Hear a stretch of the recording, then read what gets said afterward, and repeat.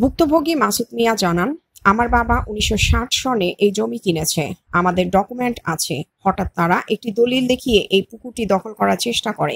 এ ব্যাপারে একটি দরবারও হয়েছে, তারা তা অমান্য করে উল্টো মামলা করেছে, কিন্তু তারা আমাদের যে দলিল দেখিয়েছে সেটি জাল।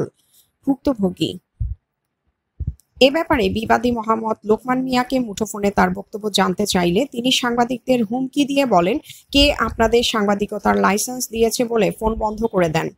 এ বিষয়ে তাড়াইল থানার অফিসার ইনচার্জ মোহাম্মদ সাব্বির রহমান বলেন, পুকুরের মাছ ধরা নিয়ে একটি অভিযোগ পেয়েছি, তদন্ত করে আইনগত ব্যবস্থা নেওয়া হবে।